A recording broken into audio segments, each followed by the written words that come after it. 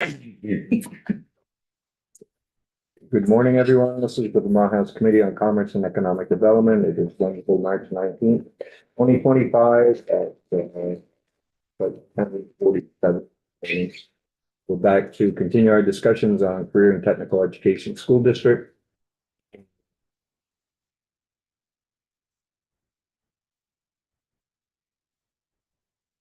Who has hard stops where they have to?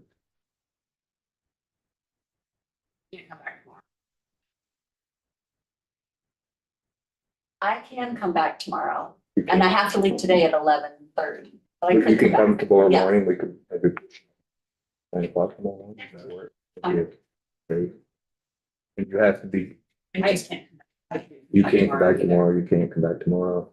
Erica, are you available tomorrow or just in case we can't get to you? Not in the morning. Okay. We'll try to get you three on this morning. Very quick. We can do it. Okay? If you're very quick, go ahead. Very quick. I have the expertise to answer all the questions that you're going to ask, so.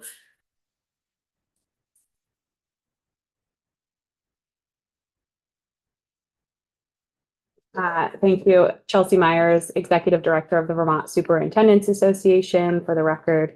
Thank you again for the opportunity to testify today on this critical issue. I introduced myself before, but just for your reminder that the Superintendents Association represents the 4 standalone superintendents as well. So in close contact with VACTED and those members. We appreciate your commitment to improving CTE as a vital component of workforce development and student success. A thriving CTE system is essential to ensuring our graduates are well prepared for an evolving job market and a rapidly transforming world. We commend your recognition of this issue as a cornerstone of Vermont's education and workforce development strategies.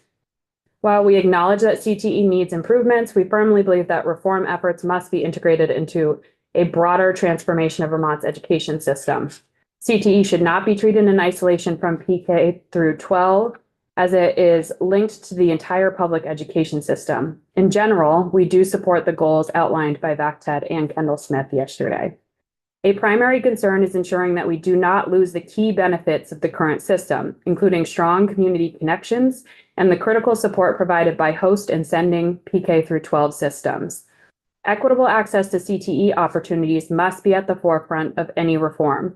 We are concerned that a single governance structure could inadvertently exacerbate existing barriers, distancing local communities from supporting students and advocating for their admission and success in technical education. We believe that several of the recommendations we have provided to the House Education Committee yesterday in our VSA timeline and framework for education transformation are closely aligned with some of the objectives outlined by VACTED now for several years. One is the creation of a working group for instructional and district scale. This group would guide district consolidation with a clear focus on increasing student opportunities while ensuring maximum efficiency. You all are talking a lot about the complexities of what it means to merge into larger structures, and we hope that some expertise can be brought in and be very intentional about those decisions. CTE governance should not be decoupled, but integrated within this charge. The charge would include determining the optimal number and boundaries of school districts based on sound research, Vermont's unique educational landscape, and a comprehensive analysis of school locations, conditions, and capacity. The working group would also quantify cost savings, identify expanded opportunities for students, and use GIS mapping and other tools to ensure equitable and sustainable outcomes. We recommended that this work be completed by December 2025 to be intentional but not delay movement towards greater equity, opportunity, and affordability. The second bucket of work that relates to CTE is systemic changes for consistency and efficiency. One being establishing a statewide school calendar effective FY27, developed in consultation with educators and reflecting Vermont's diverse cultures.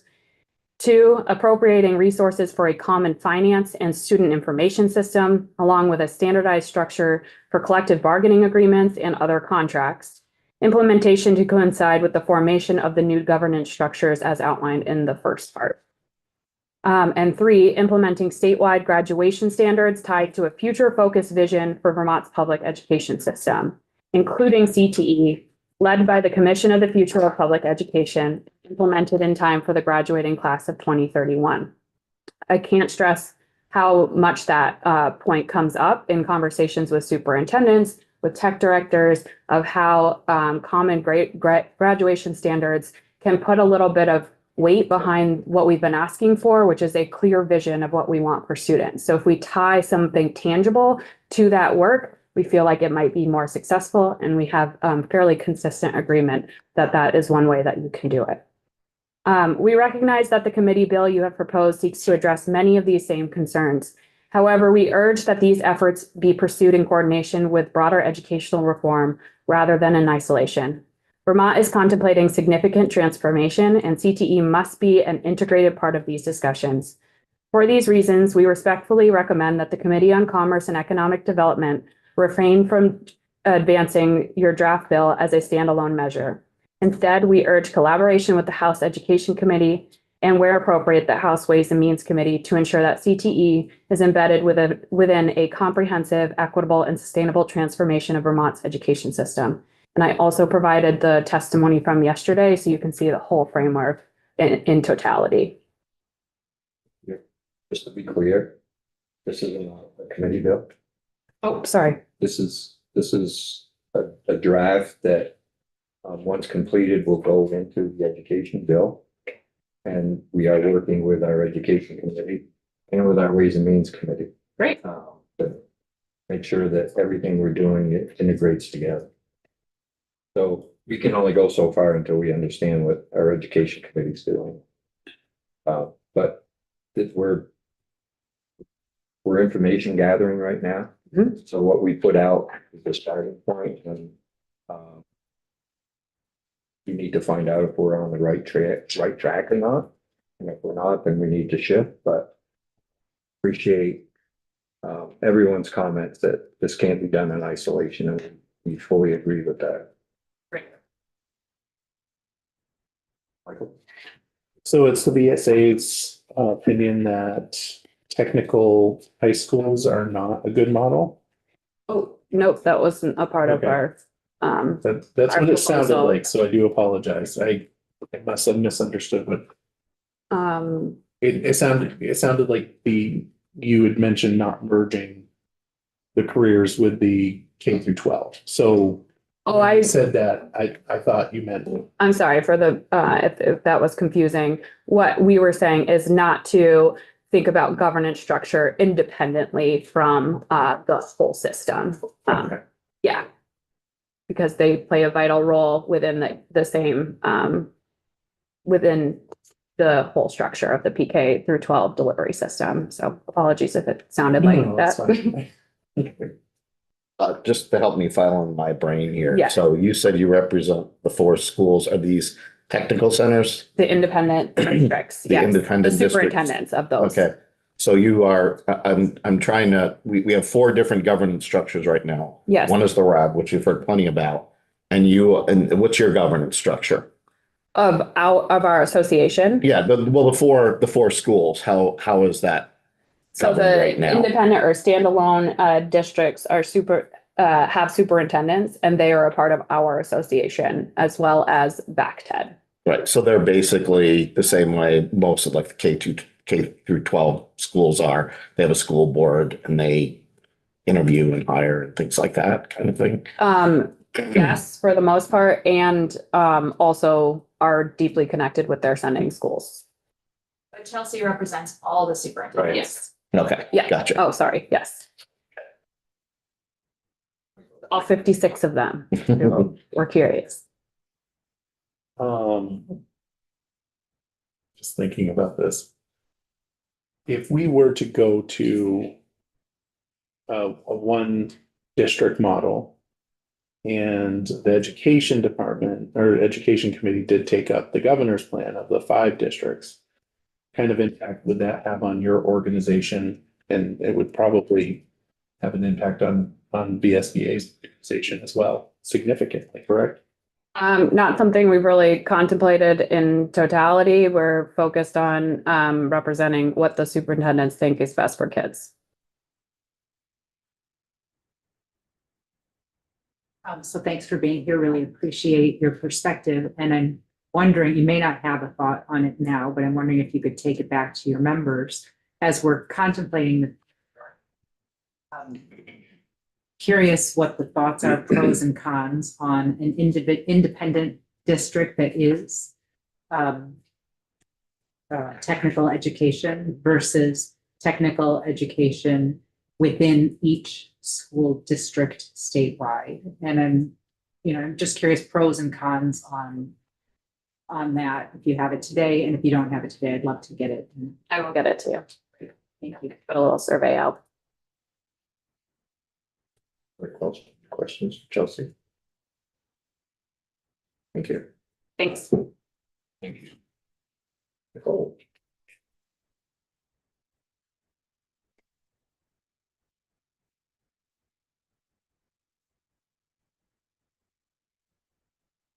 Morning. Good morning. My name is Nicole McTavish. I'm the superintendent and director of the Patricia A. Hannaford Regional Technical School District, also called the Hannaford Career Center if you're in Addison County.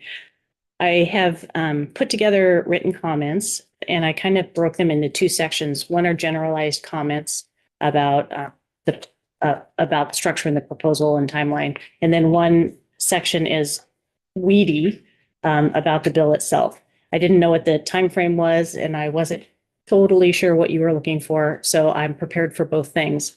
But I did want to kind of, since you haven't seen me before, and I'm also new to Vermont, I thought it would be helpful to kind of give a little bit about my background, because it's an interesting one, because we were a military family for 25 years. So I had the opportunity to serve in numerous school districts and overseas in different countries' school systems.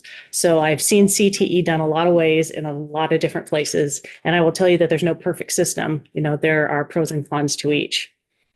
So I've also served in rural districts, in suburban districts, and in urban districts. I've served in districts as small as 200 and as large as 26,000. And I've served most of my career actually in academic roles: chief academic officer, curriculum director, special ed director, assistant superintendent, deputy superintendent, and also as a career technical director. And I've also worked in the charter school world and in the private school world and run some nonprofits. So I kind of come to this conversation with a lot of different hats and understand education from a lot of different perspectives. And also how career technical education works well in a pre-K-12 system, and also what the tensions are in those, whatever system is designed. So I'm hopeful that that breadth of knowledge will be helpful in this context as you're looking forward to how to govern CTE in the future. So I think the biggest thing for me, and it's been kind of echoed in a few different people who have been here before, is CTE right in this moment. Right, we're facing this opportunity, sort of once in a generation opportunity, as we're transforming public education and thinking about CTE in that context. So CTE is integral. It's incredibly important in our PK system. It's not only important for students themselves, it's also important for our communities, and it's important for economic development in the state of Vermont. About 50% of high school graduates currently in Vermont, we're a little bit low on this measure. About 50% of our students do not choose to go on to post-secondary education. So as we're working really hard to ensure that students in the state of Vermont have a pathway to a high wage, high skill, high demand job, career technical education is how we do that, right? We train students in all of our different programming so that they have the industry certificates and the college credits in order to go on into these high wage, high demand jobs. And also Vermont really is counting on us to sort of backfill, as we have droves of our technical experts in the state of Vermont retiring right now in many technical fields, and we don't have nearly enough young people going into those fields to backfill. So our communities are really counting on CTE to make a pathway for students to have a great job, a livable wage, and support themselves and be able to have a home here and live in Vermont. The other thing about CTE is it's a really amazing investment. For a very small percentage of the overall pie of public education, we're serving a lot of students. In Addison County right now, we were very lucky that all of our constituents voted yes for all of our school district budgets. So next year's total spending on all of public education in Addison County will be $123 million. So that's us, Lincoln, Virgins, Middlebury, and Addison Northwest, so Mount Abe. And of that 123 million, my budget is $5.79 million. So for 4.45% of the total spending on public education, I'm educating 1 in 3 high school kids right now, and also hundreds of adult learners. So a tiny little slice of that pie, I'm serving 1 in 3 9th through 12th grade students in Addison County. And the hundreds of adult learners that we serve each year are going largely into the healthcare industry. And we all know that that's pretty critical right now. The other piece is that by 2030, 1 in 3 Vermonters, as I'm sure you've been following, will be over 60. And so that just speaks to the level of retirements that we're having from the technical trades and how critical it is that we really grow and beef up career technical education as part of this once in a generation opportunity to transform public education. Many questions have come up about what is the best governance model. And unfortunately, it depends, right? It depends on the larger question of public education. If it's a supervisory union, it's different than if it's a school district. If there are 5 districts, it's different than if there are 20 districts. If we're going to do a foundation formula, that's different than per student funding. So I think that all of us are very willing to come back to the table and to give recommendations as we start understanding what the larger context is going to be. But right now, CTE has to mesh in with whatever system is designed. And we not only have to mesh in, there has to be a way for us to really drive change and growth in the CTE. And so as we learn more about that larger system, I'm absolutely confident that we will be able to have many thoughts on how CTE will mesh best with that.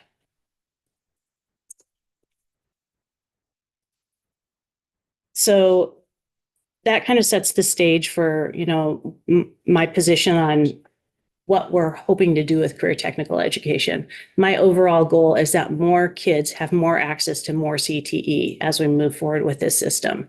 And anything that we're going to do to allow for that to happen is going to be good for kids, good for families, good for communities, and good for the state of Vermont. And so those are the recommendations that I'm sort of leaning into. So that's kind of the overview section, and I'm happy to answer questions. I also have weedy stuff about the actual bill, if that's of interest. Could you just kind of give us a high level overview of kind of how the governance structure works in Addison County? Yes. And maybe pain points or pros and cons? What are things that you see that work well, and maybe things that are challenging within the governance structure, specifically for Hannaford Career Center? Right. So we're an independent technical school district, like Central Vermont. So we have a school board of 11 members. Our school board is a little bit different in that we have members from our sending school districts, the same as Central Vermont, but we also have directly appointed members that represent industry. So the main industries that we target right now are healthcare and manufacturing and construction. Those are really big in our county. And so we have people appointed by our board, appointed directly to the board to represent industry, in addition to the sending school districts representatives.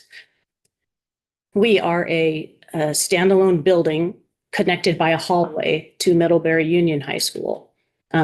Before I can't remember the date, but our building was built in 1971. And then some number of years ago, it was converted. We did a countywide vote to become an independent school district.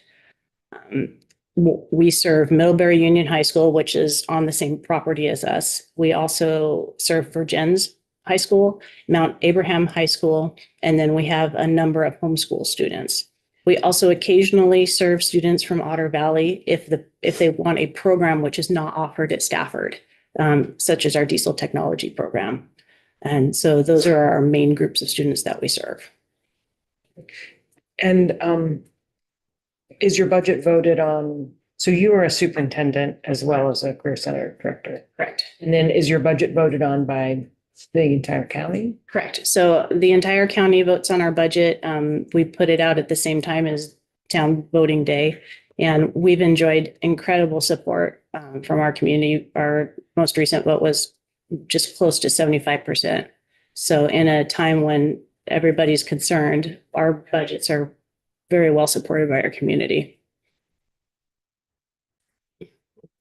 I think you may express this, but you do operate with a host school. Are you in like kind of close operational alignment with them? So we share some services. We share the phone systems. We have a cost sharing arrangement for energy costs. We do plan for contingencies like safety and disaster together. But that's about it that we share costs on, right? And do you, Oh, and parking lots and things like that. Yeah. do you have a shared calendar?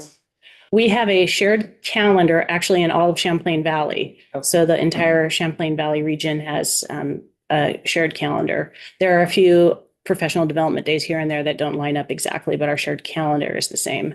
What is not the same is our school schedules, and that is definitely a pain point for us.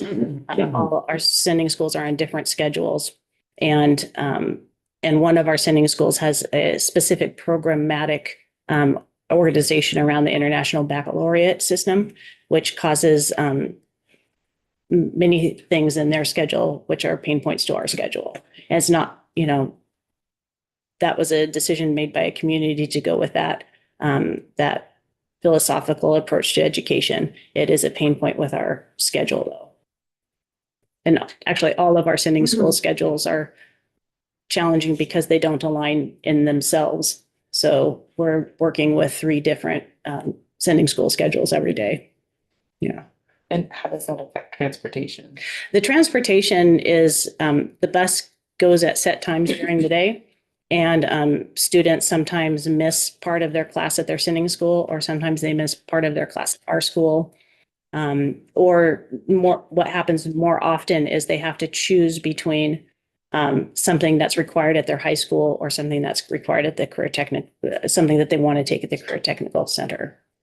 Right. When we know that during our registration process, that's just when students are applying to our center, are accepted, and have said they want to go to a program. We currently serve 347 students. We lose about 100. Well, last school year, we lost over 100 students during the registration process when students were actually putting their schedules together.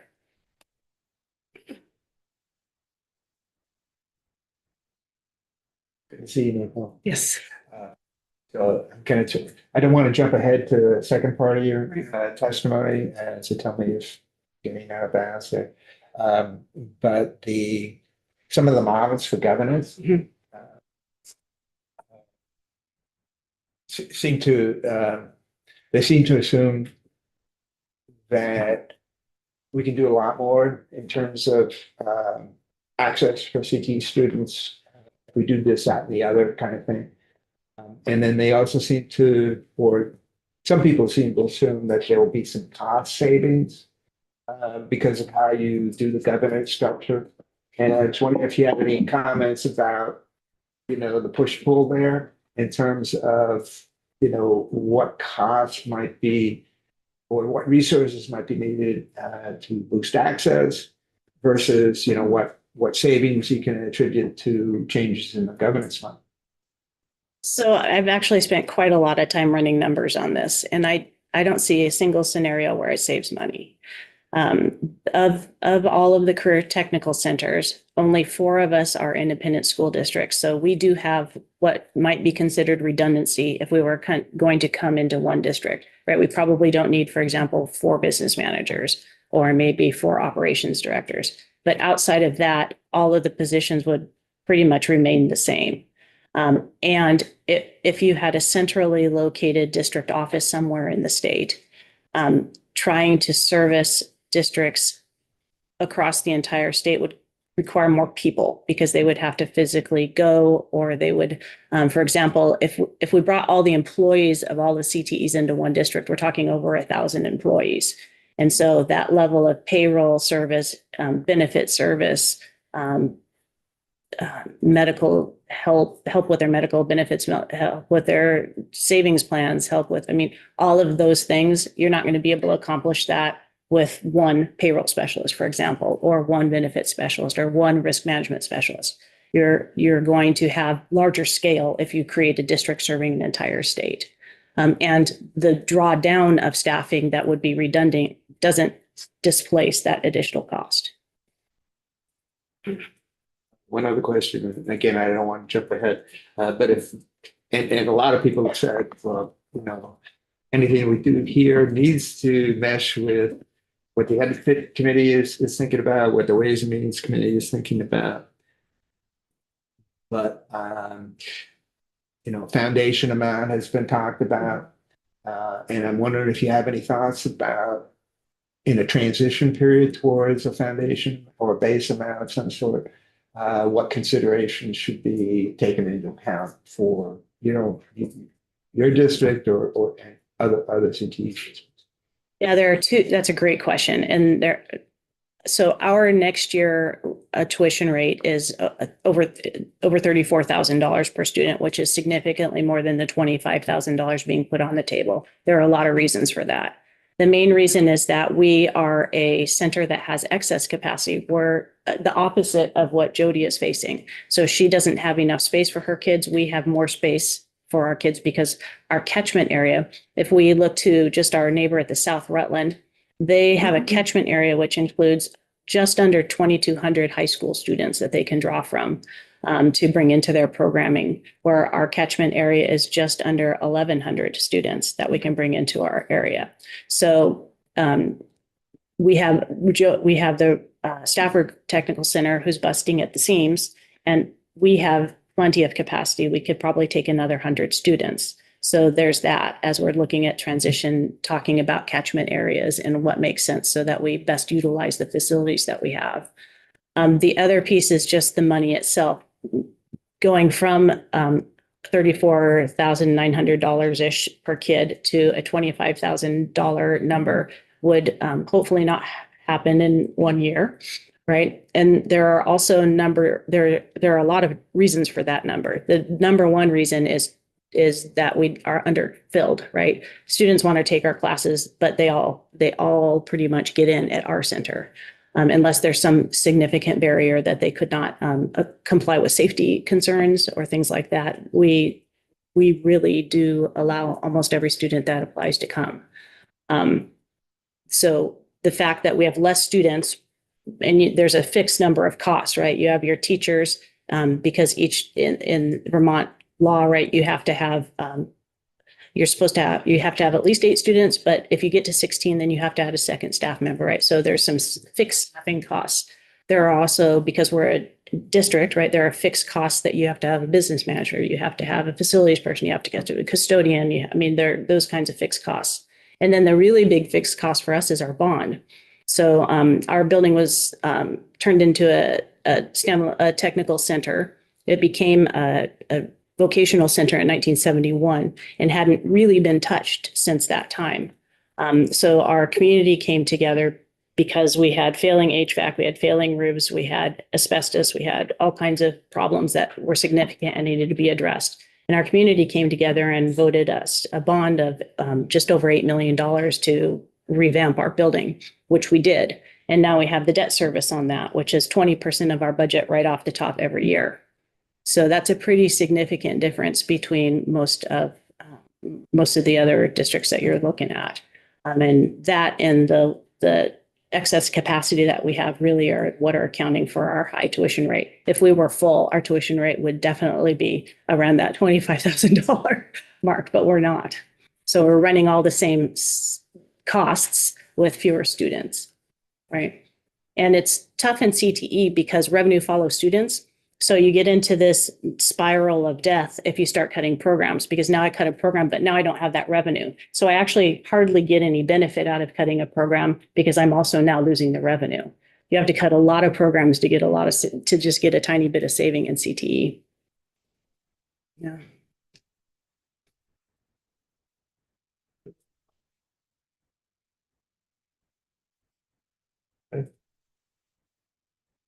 Maybe touch a little bit upon your deeper dive into the bill. Right, so you've got the comments, I think they're uploaded there, and what I tried to do is just grouping and then following the sections of the bill itself. And these may not be, I know you have much larger conversations to have, but when you are to the point where you're moving things forward, these I'm hoping might be helpful, just to kind of guide thinking. So the big question that I had in reading the bill is this going to be a real district? Because if it's a real district, then to operate efficiently and do the things that we need to do for kids, it needs all of the authorities of a real district. And there are a number, I put side by side the current language around authorities of school districts and then the authorities of this particular school district, and there were several that weren't there. So if that's an intentional decision, then the question would be, how does a technical school district operate if it can't borrow money or do bond debts or enter into contracts and that sort of thing? So I just put some specifics here that would be problematic if we were considering it to be a real school district, because that would be the hope. If this was the model, then this would be the actual hope that they could. Modifying the underlying statute. So if it was something that was going to stay, we didn't write it again.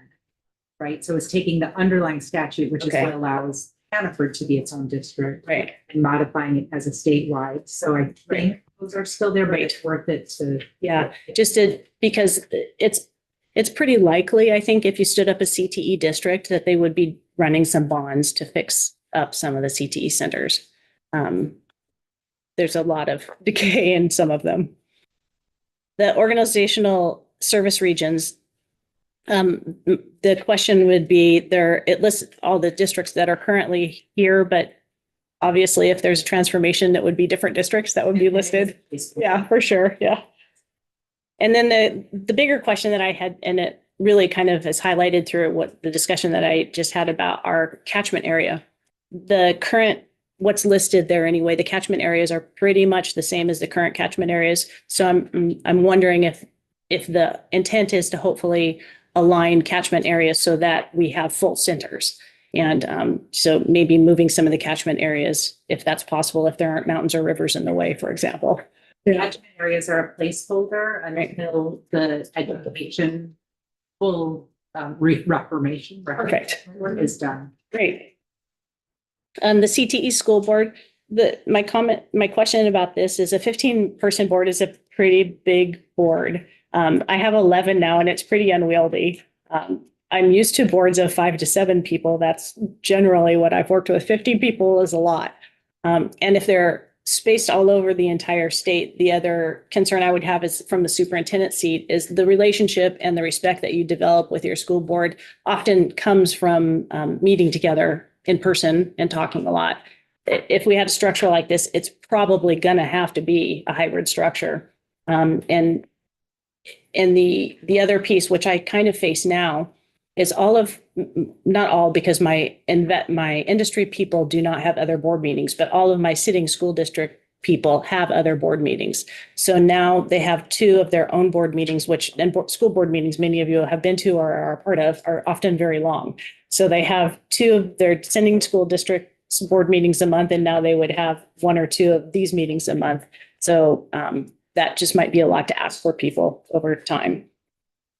The other piece is this current board language talks about adding people just from the sending school districts. And at least in our center, our industry folks are a huge asset to our board. They bring that voice that's not from the school to our board, where they talk about industry. They help us to think about things the way industry would. They help us to frame things the way industry would. And they bring that curiosity and that outside perspective. That's really important because sometimes we get pretty deep in our jargon in education, and the industry people really keep us up there and keep us honest.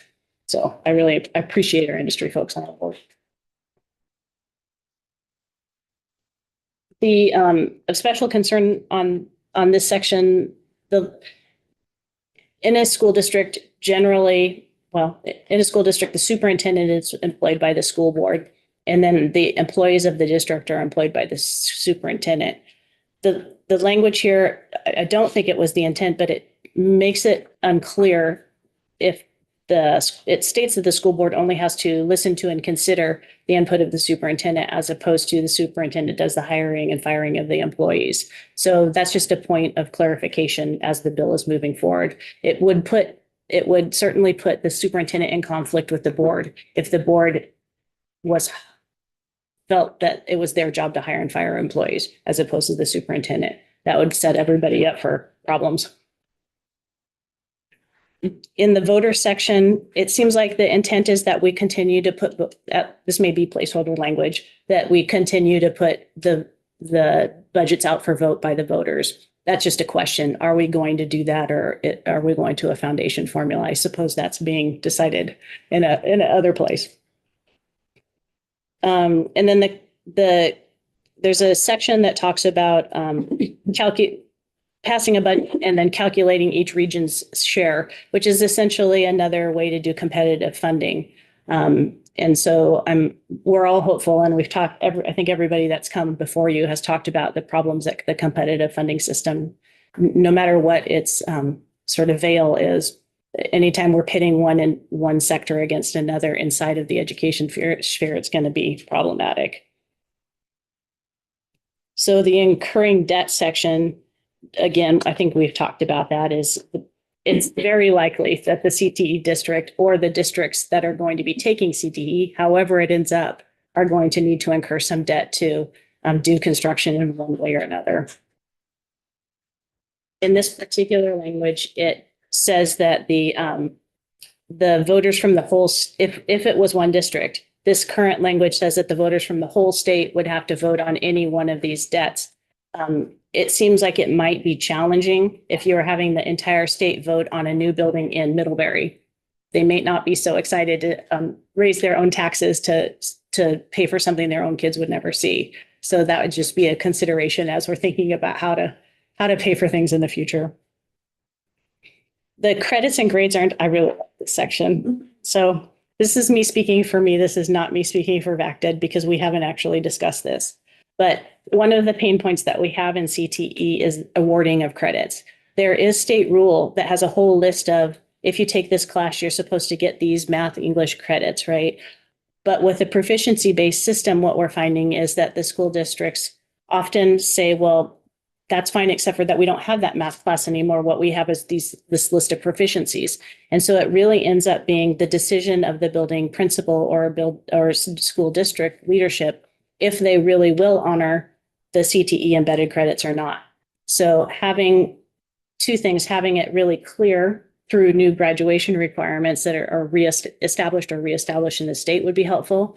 And also, if we do go to a CTE district model, having the CTE district granted the authority to award credits directly, that just makes that problem go away because we would be awarding those credits and we wouldn't have to create a system of sort of bargaining or give and take. Just awarding them directly solves that. The comprehensive high school, you've already talked about that quite a lot, about that language. So the transition period made me sweat a little as a superintendent because the language kind of tells me that this new CTE district would have to do all of the negotiations with the labor groups, have to do negotiations of who owns what, from the buildings to the physical assets, to the machinery, to the roof, to the buses, to everything. And it seems like that would be leagues of lawyers and negotiators trying to work out those agreements. It wouldn't be easy. I think everybody would be trying to be helpful and working together, but it certainly would not be easy to decide who owned what. Because different taxpayers or different groups paid for different things, for example. And especially with the buildings and the leases and the land, there are a lot of outside implications to that, especially like where we are part of one of our buildings, we have 3 campuses. One of our campuses is on donated land from Middlebury College. Another, we own the building, but the land under it is owned by the sending school district. And another one of our campuses, we have embedded teachers within a separate school. So it's a little bit complicated.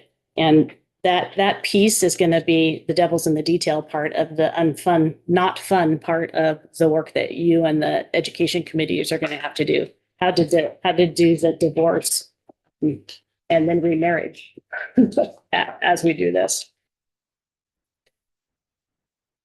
The other piece about that, there's a line that says that if this new CTE district comes together, that one of the things that it does is any outstanding bills, once the CTE comes together, votes and then distributes the bills to all of the districts about how we're going to pay for that. And that probably would cause tension. So I'm sure there's a lot of thought that will go into this once we decide the model, but these are just things to attend to as we get that far.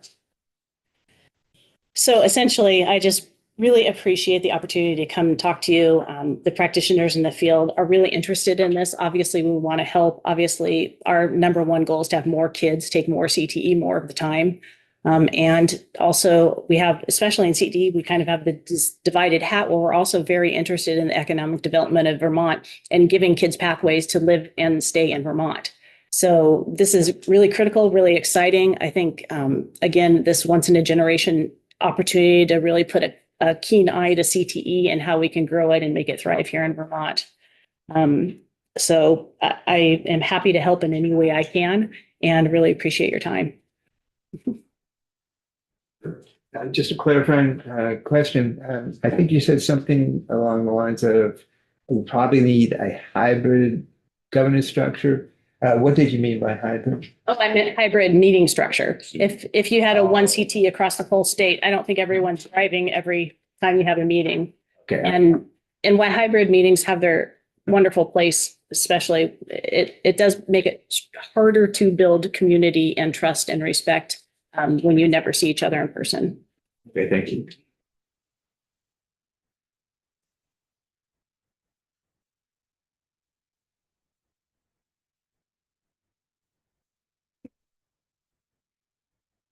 Yes. Thank you very much. Really appreciate your time. Really helpful. Yeah, very helpful. Erica. Thank you for your patience. Yeah, absolutely. Well, I'll be fairly brief because I think a lot of the things that I would say have been covered by other people. We've had, as Eric said, we've had a lot of conversations over the past few years, and we all operate differently, and it's been great for us to learn how other people operate, and we haven't come to consensus on everything, but I think there's some commonalities. So I just have a few points that others haven't brought up, but before I get into that, I just want to talk a little bit about a few students, just so you can have a picture in your mind of kind of who we're talking about here, because there's a lot of different students that we're serving. So we have a student currently who's a senior in our engineering program, is like a world-class skier, like occasionally has to miss school for like ski meets in Europe and things like that, and has gotten nominated to the military academies. So that's a student in our engineering program. That student is a pretty high achieving student and says that the engineering program is the best course that he's taken in high school. So we have students like that. We have a student who graduated last year from our welding program, who is now off working on pipelines, earning $33 an hour. He came back in and talked to the current seniors a few weeks ago, and they were like, "Wait, you're earning that much, and you just graduated like last June?" He's like, "Yep." And then we also have students who have a lot of challenges outside of work or outside of school. I can think of a student, a cosmetology student we had a few years ago, who his family was pretty involved with some legal troubles, some homelessness, some substance abuse, some things like that. And the cosmetology program gave this kid like a lifeline to get through high school. It gave her support, and it also gave her a path for her future. And she just a few weeks ago cut my kid's hair, and is, she's 2 years out now, and is got some resources that she can use for her future based on her time in the tech center. So just, I think we're talking a lot about the governance and these bigger picture pieces. And I think one thing I've heard everybody say today and yesterday is our goal, and my goal, is to serve more kids and to serve kids better. And whatever system and structure allows us to do that is, I'm all in favor of, because there's definitely some changes that need to get made. I want to talk about just a few of the pros and cons that haven't already been mentioned. One potential pro of having a Single district would be that there is potential for more coordinated curriculum. Might be easier for the auto tech teachers to get together and talk about curriculum. So that could be an advantage. Having a superintendent that was only focused on CTE could mean, better, more unified conversations about curriculum and visioning and planning. Right now, I am a part of my district's administrative group, and those conversations are really great conversations about how we support kids in the district, but they don't always impact my day-to-day work. I think that a pro of a single district, it could maybe make there be less paperwork. If there was a statewide Perkins plan, maybe. I do think that, each area kind of has its own needs. And so it could just be a larger plan, which may not actually reduce paperwork for anybody. And I think there's potential for increased coordination with the younger grades. That's something that we as a center are really working on, is doing more with the younger grades. And I think one district might make that a little easier, but there'll still be lots of challenges. In terms of some cons, one of the things that I would worry about that hasn't been brought up yet is just the direct support of CTE directors. So for example, we had a student issue last week where a student and parent were a little frustrated. The student and parent came in, my superintendent came in, and we had an in-person meeting in my office, and we were able to talk things through and get everything resolved. If I had one superintendent that was just at the state level, I would not have that support. And that would be pretty challenging. I'm in my 4th year as a director, and I still feel like I really appreciate having some of that local support as I'm learning different ways of navigating different situations. I think there could be some increased costs actually with a single district, because you would have to add positions. And I'm not sure adding those positions necessarily reduces positions anywhere else, especially depending on how the rest of the system changes. And then I think another con is just the thinking about one district, that there are different needs throughout the state in terms of workforce. So for example, here in the Upper Valley, Dartmouth Health is the largest employer in the state of New Hampshire.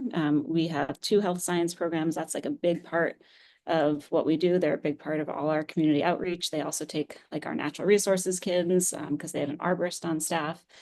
So that's a big part of our local connection. I know we've also been invited to do some connection and collaboration with Beta in Burlington. And we've sent field trips up there, and they have been a fantastic partner. But when they have things like internships for students, it's just not practical for our kids. So when we're thinking about, statewide resources and workforce and all of those connections, there are, I think, some real geographic barriers. It might be great to have, okay, the district created this wonderful internship in this place for these students, but that doesn't get to everybody. And then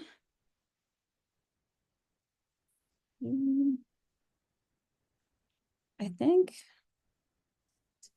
think those are most of the things that haven't already been said. I don't want to repeat things. I think Jody, Eric, and Nicole did a really nice job in kind of saying the overview. The one thing I didn't go over that I probably should have at the beginning is just how our center is structured. So we are different from everybody else that's talked so far this morning. We are a half-day center. So I have students for 2 hours and 15 minutes.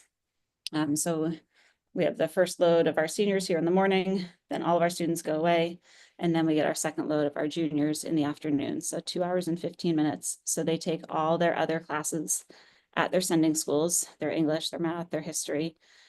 In our case, our sending schools work pretty hard to build their schedule around us. So that means that like Lebanon High School senior English is always like right after the tech center time.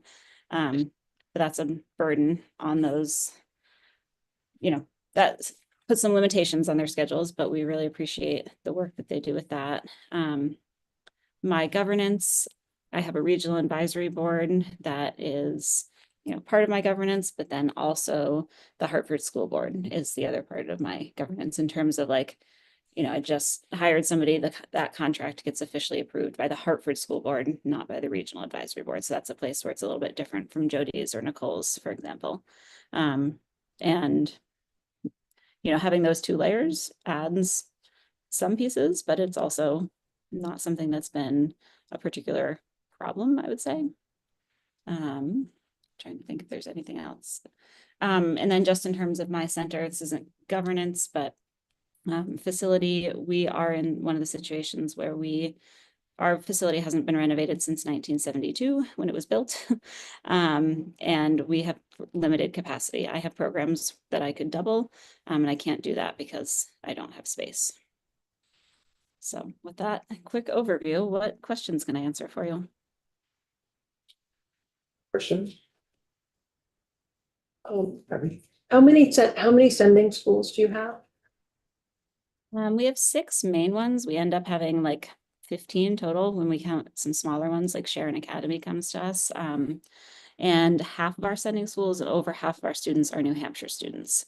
So I think one of the things I was thinking about is, hearing other parts of the conversation, having a regional high school that had CTE and had academics all involved. Like I could see a world where Windsor and Woodstock and Hartford, that was all one big high school. I think there'd be some sports rivalry issues in combining that, but and then I'm not sure what our New Hampshire counterparts would do because they have different graduation requirements.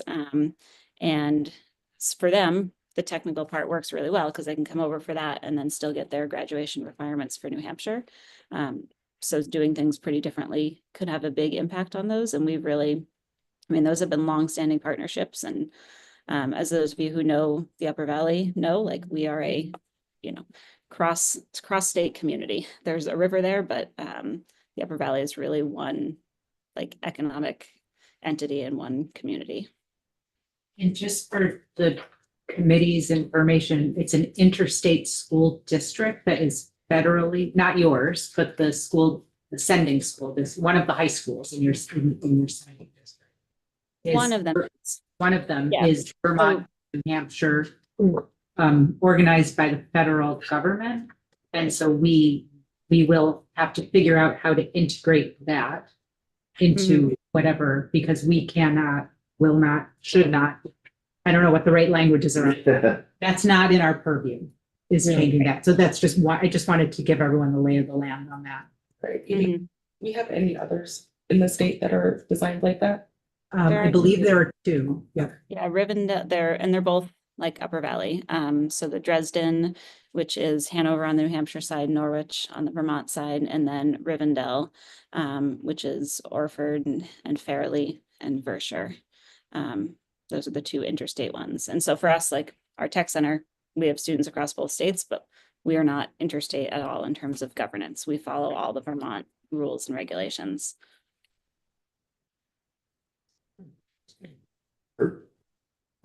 So let me clarify. So in terms of governance, who makes for example, the budget decision? Is that the Hartford School Board or is that some other entity? It's the Hartford School Board. Our budget goes to the Hartford School Board, and then our budget is voted on as a part of the Hartford district budget. So only Hartford residents are voting on that. So my Woodstock, Windsor, Lebanon, Hanover, none of those people are voting on our budget.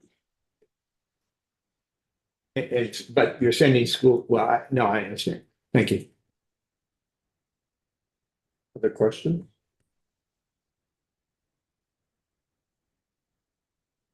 Great. Erica, thank you for joining us this morning. Appreciate it. Just let us know if you have more to add as the bill starts to take more shape, and we certainly invite you to come and talk to us again. Yeah. And same with everybody that we heard from this morning and everyone that's here. We have kind of an open door policy on creating this, and we want everybody at the table. So I think that We'll have Sue tomorrow morning. We'll see if there's others that want to join with us as well. We'll switch now to H 243. There's a floor amendment by Representative Cooper and Representative Burkhart, so. Thank you. Thank you. I think we need to hear, and is that posted? We got an email. Do we have it? John, if you can just let us know what it's all about.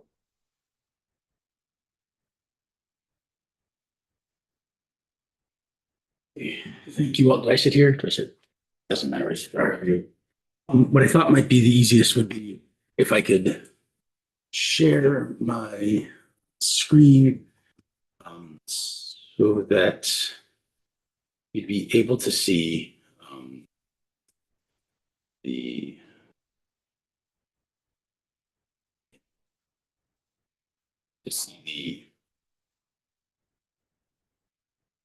amendment. All right, and who knows? Shift the windows. Yeah, so all right, for some reason it doesn't want to let me do it. But as you might recall, on page 31 of the draft that we voted out of committee, we had an opportunity to sort of to look at some language that pertained to agents of service of process and other details. In the course of putting together my floor report for today, the last night I encountered some language that was unfortunately duplicated in the draft. So between the designation of agent for service of process, change resignation, section 1655, and section 1566 pertaining to the Secretary of State as agent for service of process, but a page and a half of language that was mislabeled and was an incorrect version of what we needed, needed to be struck out. I reached out to Rick Segal, our Office of Counsel, who put together a very brief amendment that Representatives Burkhart, or amendment to be introduced on the floor today, that Representatives Burkhart of South Burlington and Cooper of Powell moved that the report of the Committee on Ways and Means be amended. Section 4, 11 VSA Chapter 15 and Subchapter 3 by striking out Section 1655 with the section heading of Secretary of State as agent for service of process in its entirety. Because it has the wrong title, it's very easily referenced in this amendment. And I think we were looking for a straw poll on that, as Representative Burkhart will be the lead sponsor and will address that in her report from Ways and Means. So eliminating text that does not belong. Did it require any renumbering to strike that? We're lucky in that respect that 1655 was referenced twice and then on to 1656. So we did not need to worry about the renumbering. So there is the amendment. Yeah.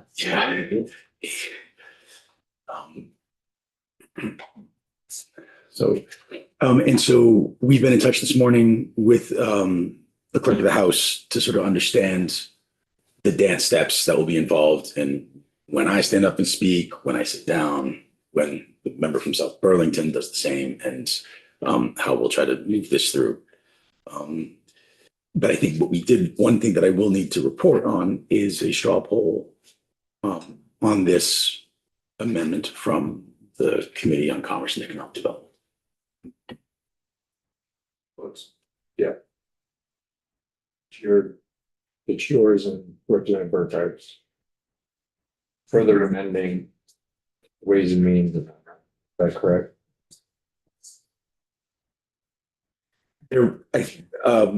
Betsy Ann had thought that we might shall the report of the Committee on Ways and Means be amended as offered by Reps Burkhart and Cooper. So we wouldn't need to say that we'd had a straw poll then? Yeah, no, we will. Oh, we will, okay. Just wanted to make sure that what we're doing is, it's an amendment to the Ways and Means. Yes. Are any questions? Everybody Clear to everyone? Okay. All in favor of reporting favorably on the amendment to the Ways and Means Amendment, draft 1.1, raise your hand. All opposed? Okay, 901, 1001, sorry. Okay. Excellent. So I don't anticipate us coming back out to the floor. I think we'll probably go probably 3 hours or 4 today. So we're back here at 9 tomorrow morning. We'll hear from Sue and see if they want to talk, and maybe start having some discussions, I think. But it's clear that it's going to be hard for us to do anything until we know what our counterparts and the others do. The house side. Don't want to confuse everybody. I apologize to house that. So any questions? Okay.